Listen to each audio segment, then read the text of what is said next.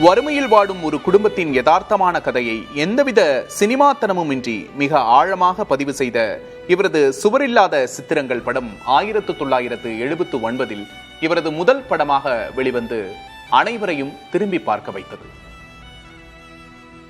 தமிழ் சினிமாவுக்கு ஒரு புது பாதையை ஏற்படுத்தக்கூடிய ஒரு இயக்குனரின் வருகை சுவரில்லாத சித்திரங்கள் மூலமாக உறுதிப்படுத்தப்பட்டது. 1979 சுவரில்லாத சித்திரங்கள் படத்தின் மூலமாக இயக்குனராக அறிமுகமாகிறார். அதற்கடுத்து 1980 ஒரு கை ஓசை படத்தின் மூலமாக அடுத்த நகர்வை மேற்கொள்கிறார். இசையமைப்பாளர் தேவா அவரது உடலுக்கு அஞ்சலி செலுத்த வருகை தந்து கொண்டிருக்கும் காட்சிகளை பார்க்கிறோம். இசையமைப்பாளர் தேவா இயக்குனர் பாக்யராஜின் இல்லத்திற்கு வருகை தருகிறார்.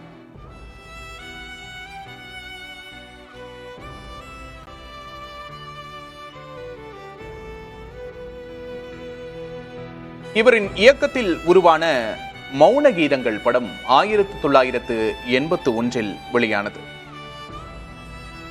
அந்த படத்தின் பாடல்கள் இன்று வரை ரசிகர்களின் ஆல் டைம் ஃபேவரட்டாக இருக்கின்றது.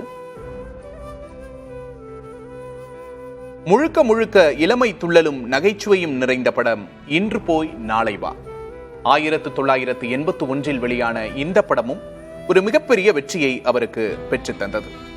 1981 அந்த 7 நாட்கள் படத்தின் மூலமாக தமிழ் சினிமாவின் மிகச்சிறந்த திரைக்கதைகளில் ஒன்று என்று பெயர் பெற்றார் இயக்குனர் பாக்யராஜ். தொடர்ந்து இயக்குனர் மணிரத்னம் அவரது உடலுக்கு அஞ்சலி செலுத்த வருகை தந்து கொண்டிருக்கும் காட்சிகளை பார்க்கிறோம்.